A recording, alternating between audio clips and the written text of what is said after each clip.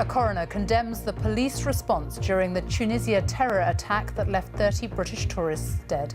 As a lone gunman set about killing as many tourists as he could, the coroner said the police were at best shambolic, at worst cowardly. In the past few minutes, lawyers for some of the families now say they will sue the tour operator.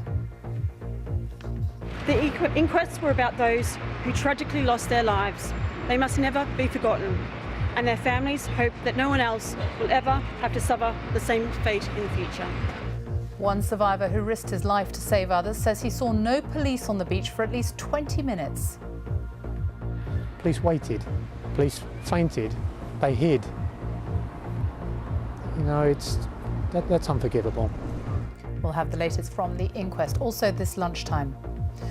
A senior police officer says not all paedophiles should be prosecuted. Lower-level offenders should be rehabilitated. The 21-year-old woman and her partner murdered by her ex-boyfriend in a frenzied stabbing. He's been jailed for at least 23 years.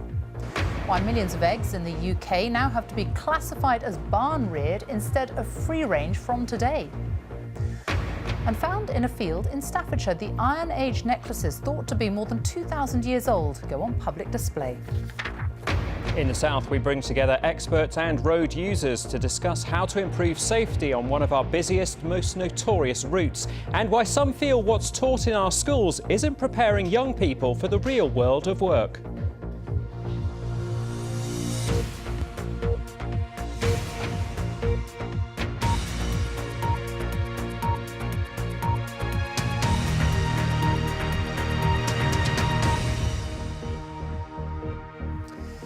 Good afternoon and welcome to the BBC News at 1. The coroner at the inquest into the deaths of 30 British tourists during a gun attack at a beach resort in Tunisia has condemned the police response, saying it was at best shambolic, at worst cowardly. He singled out a policeman who fainted through terror and panic and a guard who took off his shirt to hide the fact that he was an officer. Families of some of the British victims who died at the five-star hotel in Sousse in June 2015 now say they are preparing legal action against the tour operator TUI after the coroner ruled that their relatives were all unlawfully killed. From the inquest, Richard Galpin reports. The families of those killed had been hoping the coroner's conclusions today would say neglect had played a part in the deaths of their loved ones, in particular the alleged lack of security at the hotel where they were staying. But there was disappointment. The coroner, Judge Nicholas Lorraine Smith, said no verdict of neglect is open to him because he'd not found gross deficiencies or that those deficiencies were directly linked to their deaths.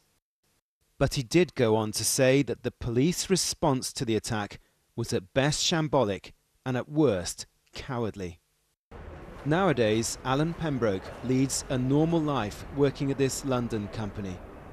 But he was on the beach at the time of the attack. Realising no one was helping the injured, he did something quite extraordinary, running back into the scene of the attack after taking his wife to the safety of their hotel. I ran towards the gunfire, where I could now see bodies on the beach. I hit the deck. And as I hit the sand, I literally fell into a lady. I could see the lady was moving, semi-conscious.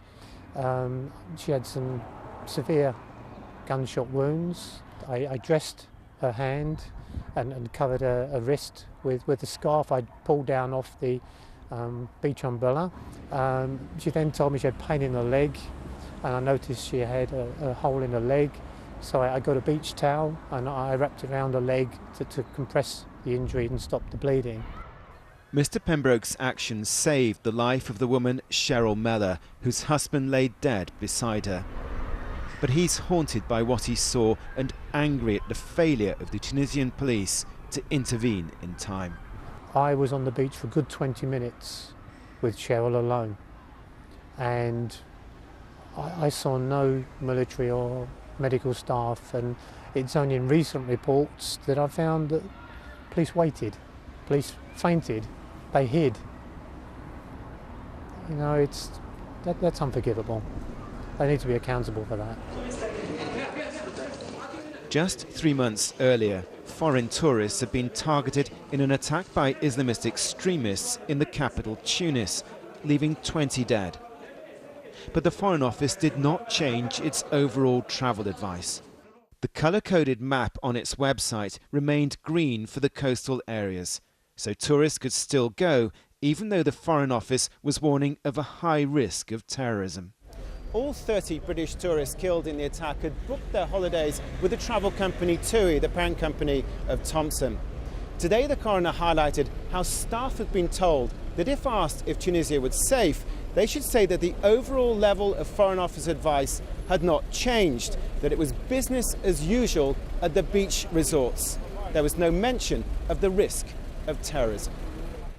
For those who lost loved ones in this horrific attack, the legal fight will continue now in the civil courts. They're planning to bring personal injury and fatal accident claims against the travel company TUI. TUI denies the allegations of neglect. Richard Galpin, BBC News, at the Tunisia inquest. Well, the British victims had booked their trips through the tour operator TUI. The coroner said there was no neglect by TUI because the victims were not in a dependent position, and he said there was nothing that the hotel might have done before the attack. But the families of some say they are still preparing legal action. This is what their solicitor had to say in the last few minutes. On behalf of our clients who lost members of their family and those who suffered injuries in this terrible incident, we will now be preparing to commence civil proceedings against TUI. The inquests were about those who tragically lost their lives. They must never be forgotten, and their families hope that no one else will ever have to suffer the same fate in the future. Well, British tourists visiting Sousse say they had been told it was a safe destination despite previous terror attacks in Tunisia. But for around 20 minutes, the lone gunman strolled unchallenged along the beach and through a hotel complex packed with tourists, shooting randomly, as Daniela Ralph reports. In front of the bereaved families, the inquest has heard the chilling, distressing detail of multiple murder. Here the gunman, Seferdine Rezgi, is dropped off near the resort. The driver of the car has never been found. Under his arm, a parasol hiding his weapon.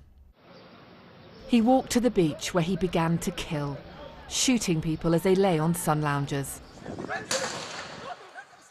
Holidaymakers fled in panic, across the sand, vulnerable in just shorts and swimming costumes.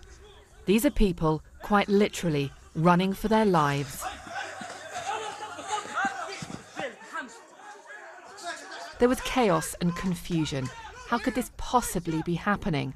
A gunman shooting tourist after tourist. From the beach and the pool, he entered the hotel, roaming around looking for victims. Many were shot dead as they tried to hide. For 20 minutes he killed repeatedly. No one stopped him. This map, evidence during the inquest, showed how far Seferdine Rezgi travelled on his killing spree. A Metropolitan Police team sent to Tunisia to investigate commissioned this animation. An image of each victim marks the place where they were killed. In just about every main area of the hotel, somebody died. The gunman simply wasn't stopped. He wasn't challenged. The police, the Coast Guard, hotel security all failed to act in what was described in court as simple cowardice. Eventually, Seferdine Rezgi was shot dead, alongside the hotel where he'd murdered 38 people. The inquests have given the bereaved a voice. Tributes were read to each person killed. Here are extracts from those tributes that were moving, funny and sad. Although in their hearts they knew that it was bad news, they still kept hoping and praying that she was safe. Owen no longer has his granddad, his brother nor his uncle, his 3 role models in his life, his 3 best friends. Our home's not filled with laughter and smiles like it used to be. No one will be able to take away the love Matt and I shared with John, or the memories we were able to make and share together. John and Janet Stockard died together, doing what they enjoyed most, being side by side. She always looked for the best in everyone and truly was a kind, caring, intelligent, beautiful woman with a wicked sense of humour. Every day, the families came to court. At times, they had to sit through painful, agonising evidence. But these inquests have been an important part of the grieving process. A chance to remember and a chance to ask questions and look for answers. How could a beach holiday end up with so many people never coming home? Daniela Ralph, BBC News. Our correspondent Orla Guerin is at the beach in Sousse where the attack happened, and a year and a half, almost 2 years after it happened. What is security like there now? Well, there is a very visible change here in the resort in Sousse. I've been here 3 times since 2015. You can see on the streets now a presence of heavily armed police. There are permanent checkpoints at roundabouts that lead to access roads going to tourist hotels. Once you reach the hotels, there are metal detectors and scanners that everyone has to pass through. The Tunisian authorities are very much anxious to send the message that it is safe for tourists to be here. One minister told us it was 100% safe. Of course, the big thing for the authorities here is to try to get European tourists back. After the attack, their numbers fell by 40%. The British government is still advising holidaymakers to stay away. They used to come here in huge numbers. In high season, there would have been as many as 25,000 Britons here every week. And I can tell you that when you speak English here in the hotels, staff usually rush over and say, oh, it's wonderful to hear that language. When are we going to hear that language spoken here again? For now, the Foreign Office is insisting that travellers should not come here. They are advising against all but essential travel. And the Tunisians are hoping that that advice at some point may be overturned. But obviously the coroner's findings today will not be helpful to them in making their case. Orla Guerin, thank you. The rest of the news now. And Britain's most senior child protection police officer says paedophiles who pose no physical threat to children should not be prosecuted. Simon Bailey says the system has reached saturation point with 400 men a month being arrested. But instead of jailing them all, he said police should focus on those who pose the greatest threat to children, with lower level offenders being offered rehabilitation. Dan Johnson reports. As more and more images of child abuse end up online, more people are being discovered viewing them. And the senior officer in charge of child protection says the police have reached saturation point, and we should now target the most serious offenders behind the abuse and stop jailing others. We need to be focusing upon those men, and occasionally women, but predominantly those men who are intent on raping and physically assaulting some of the most vulnerable members of our society. That's what I'm focused on stopping. Look at the numbers. 4 years ago, officers in England investigated 21,000 child abuse offences. By 2015, that had jumped to 39,000. The police say they're struggling to cope. We recognise the police concerns in relation to resources, but the focus absolutely needs to be on child protection. We need to remember that with every one of these images, we're looking at a crime scene and a child's been abused. The Chief Constable knows his proposal will be met with opposition. The way we deal with sex offenders and child abusers is always a controversial issue. But he says the system's under such strain that something's got to change. Victims and survivors already find it extremely difficult. Some find the idea of any paedophile avoiding prison unthinkable. It's all a slippery slope, and we have to have zero tolerance if we're to protect our children.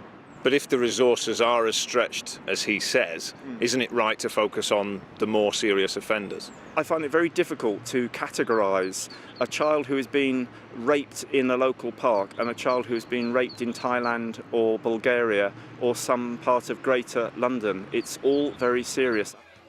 The Home Office took a firm line this morning, describing viewing child abuse images as a terrible crime which should be treated as such. It says strong criminal justice sanctions remain the response. Dan Johnson, BBC News. The former Chancellor George Osborne has issued a stark warning about the risks to the British economy post-Brexit if the Prime Minister fails to secure a trade deal with the EU. Our assistant political editor Norman Smith is in Westminster, and what exactly has he been saying?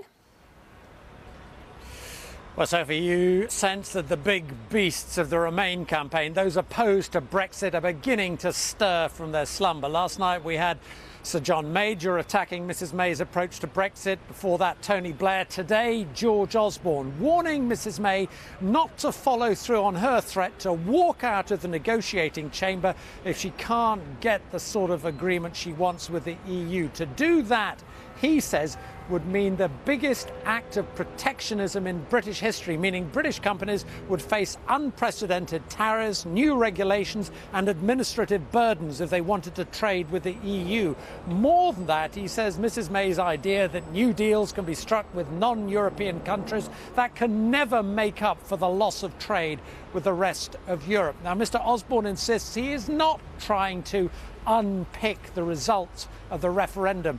But you sense that after months in which Mrs May has dominated the debate on Brexit, casting her opponents asunder, slowly her opponents are beginning to organise, harness their arguments and try to make their voice heard.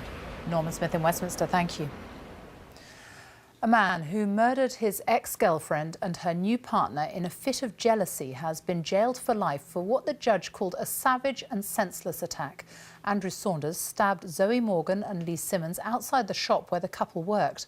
Our Wales correspondent Sian Lloyd is at Cardiff Crown Court for us now. Sian. Andrew Saunders arrived at court this morning knowing that he faced a life sentence. He had admitted killing his ex-girlfriend and her new partner at an earlier hearing. Now, the court heard that he'd become depressed after Zoe Morgan had ended their relationship, and he went on to plan a revenge attack. CCTV footage showed him in a Cardiff supermarket where he bought knives and latex gloves. He was seen leaving with them in a carrier bag. On the morning of the 28th of September, he was seen pacing outside the Matalan store where the couple both worked. As they arrived for the early shift, he ambushed them. He stabbed Lee Simmons 8 times. Zoe Morgan tried to pull him off. He then turned on her and chased her across the street. She sustained 32 injuries in total. Now, sentencing him to life in prison with a minimum of 23 years before he could be considered for parole, the judge said that he had robbed 2 families of a much-loved son and daughter. In the last 15 minutes, those families have issued a statement in which they say, "We are disappointed at the leniency of this sentence." Thank you. The time is coming up to 1:20. Our top story this lunchtime. A coroner has condemned the police response during the Tunisia terror attack that left 30 British tourists dead, calling it at best shambolic, at worst cowardly. And coming up, meet Spraybot, the robot lizard spreading warmth in your home. In South today, as yet another accident causes traffic tailbacks, we bring together experts and road users to debate how safety can be improved on the notorious A34, and the egg farmer who's playing it safe rather than risk bird flu affecting his hens. President Trump will make his first speech to a joint session of Congress later today. The White House says it will be an address that will talk about the renewal of the American spirit and will call on Americans to come together to serve the nation. But after a roller coaster first month in the White House, he'll be addressing a nation and House of Congress still divided by his style and policies. Our Washington correspondent Laura Bicker reports. If presidents are to keep their promises, they need friends here. This is Donald Trump's chance to convince Congress that he's doing a good job. Donald Trump has had a troubled first 40 days. It's big stuff. It started with the rollout of his travel ban. It caused chaos at airports and became the source of protests. And if you remember, ISIS said, we are going to infiltrate the United States and other countries through the migration. And then we're not allowed to be tough on the people coming in? Explain that one. The president has also been dogged by questions about his campaign team's alleged links to Russia. And I can tell you, speaking for myself, I own nothing in Russia. I have no loans in Russia. I don't have any deals in Russia. He lost his national security advisor over his talks with the Russian ambassador. The thing is, he didn't tell our vice president properly, and then he said he didn't remember. So either way, it wasn't very satisfactory to me. The controversy clung on, so Donald Trump returned to his base, relishing the chance to talk about his agenda and blame the media for negative headlines. A few days ago, I called the fake news the enemy of the people, and they are. They are the enemy of the people. It's a mess.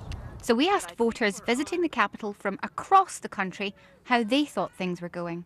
I'm not happy at all. It's just a lot of people don't know what they're doing at this point. I don't think he's very presidential, but he's got some good ideas, and I'm hoping he can do a good job here. I'm very thankful that Trump is in, and I just hope and pray that he's what America needs. It's a hard job, and it's something that he's really going to have to work on. But it's also not just his responsibility. I mean, it's the responsibility of the Congress. It's also a responsibility of the people.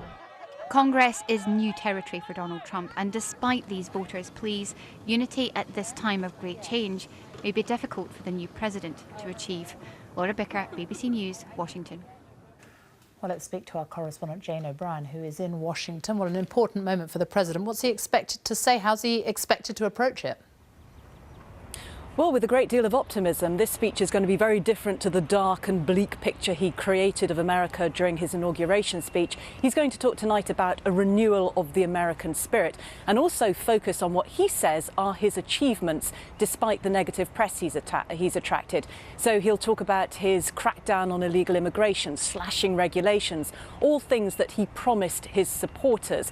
But these are things he's done by executive order, pretty much on his own. Now he needs Congress. And what lawmakers behind me in that building are going to want to hear are the detail. How is he going to deliver on the big ticket policy items like the repeal and replacement of the Affordable Care Act, also known as Obamacare? How he's going to tackle tax reform. Very complicated subjects that he's going to need lawmakers' help to achieve. And there are also 200 Democrats who really don't like him. Jane, thank you. Now, for the first time since it was set up nearly 3 years ago, the independent inquiry into child sexual abuse has been hearing from the victims.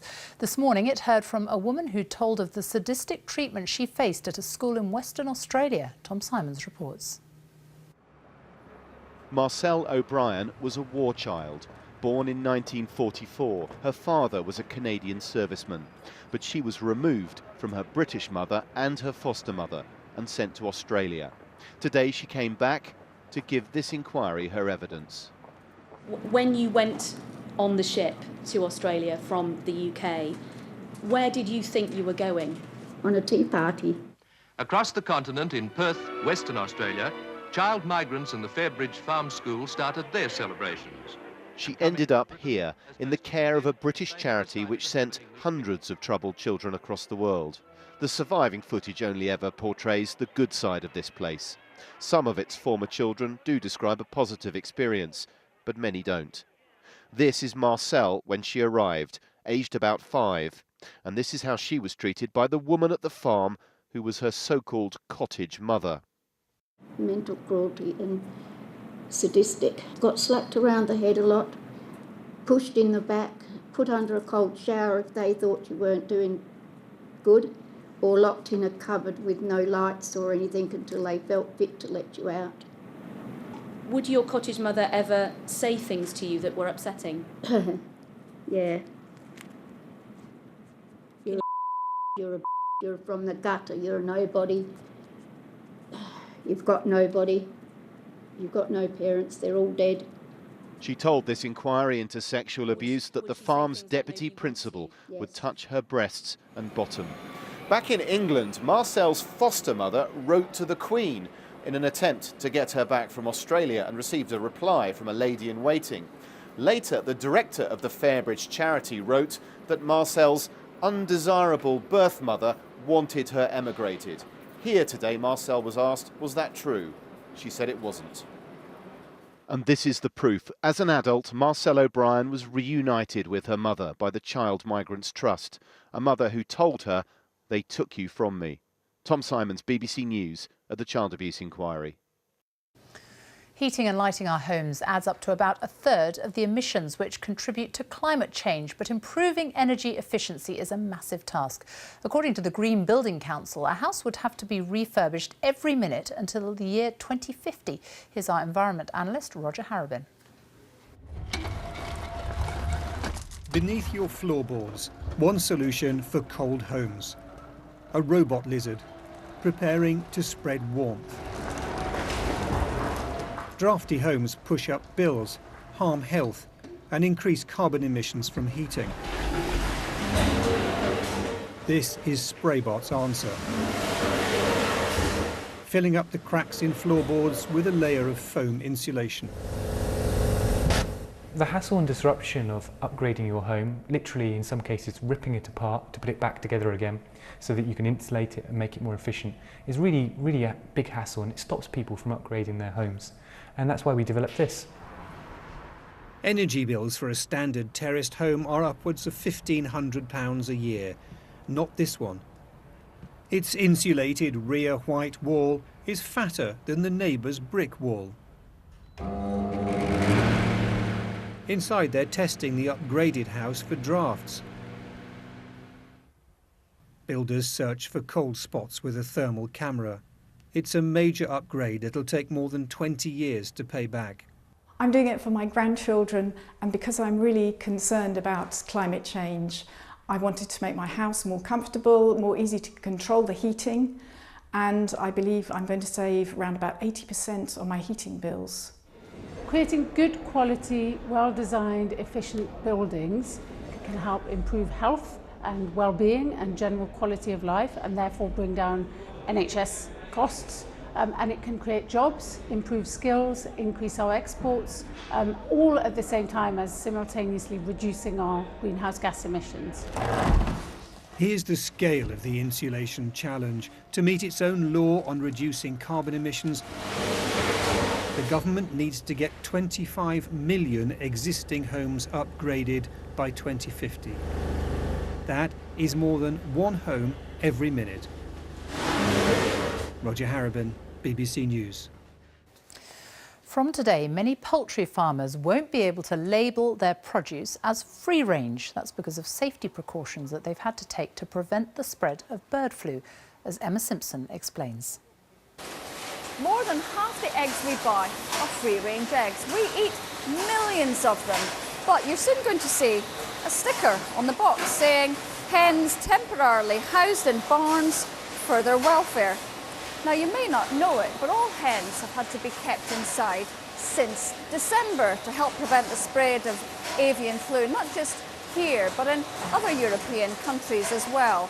And under EU rules, if the birds have been housed for more than 12 weeks, then they technically lose their free-range status, and that period ends today. Now, the government says the majority of farmers should be able to let their birds out if they adhere to strict biosecurity measures. Now, here they don't just pack the eggs, they produce them as well. And Toby Rush is the owner of this business. Toby, are you going to be letting your birds out today? Oh, not today. No, I've read the rules, and we have 32,000 hens on the farm, and I would need to cover all my ranges in netting, which is an area the size of 16 football pitches. Totally impractical for what is really just a temporary measure. Do you think most farmers will be doing the same, keeping their hens indoors? I believe so. I believe the majority of farmers will make the decision to keep their birds in. It's the safest place for them against this very virulent strain of avian flu.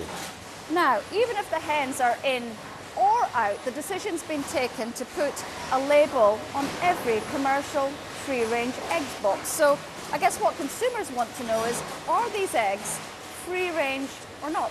Well, I believe they are. We're committed to producing free-range eggs from free-range hens. It's an EU technicality that at the moment we have to put the sticker on. They look the same, they taste the same, they're the same great eggs, and as soon as the Chief Veterinary Officer gives us the all clear, the hens will be back out in the spring sunshine and we'll be back to business as usual. Toby, thanks very much. Of course, this is an unprecedented step, and the hope is it really is just a temporary measure. Emma Simpson there reporting from Suffolk. Now, 4 Iron Age neckbands that were found in a field in Staffordshire by 2 men with metal detectors are going on public display today. They're thought to be the earliest pieces of Iron Age goldwork ever found in Britain. Phil Mackey reports. Nothing quite like this has ever been found in Britain before. These Iron Age gold torques were made sometime between 400 and 250 BC, long before even the Romans arrived in Britain. had for 4 hours work on a Sunday morning. Sunday morning, yeah. These are the two friends who found the Leakfrith Hoard, as it's been called, and who only recently took up metal detecting again, 2 decades after they gave the hobby up. I heard him say he found something, and he was coming down the field to me, and he pulled out his pocket the big torque, and waved it at me, kind of thing, and that's when I kind of like. Told me what it was. That's kind of like when I went to pieces. You know, my legs went like jelly, and I went light-headed because I knew kind of like what it was really. Yes. This isn't the first time there's been such a significant find around here. The Staffordshire hoard of Anglo-Saxon treasure was found 7 years ago.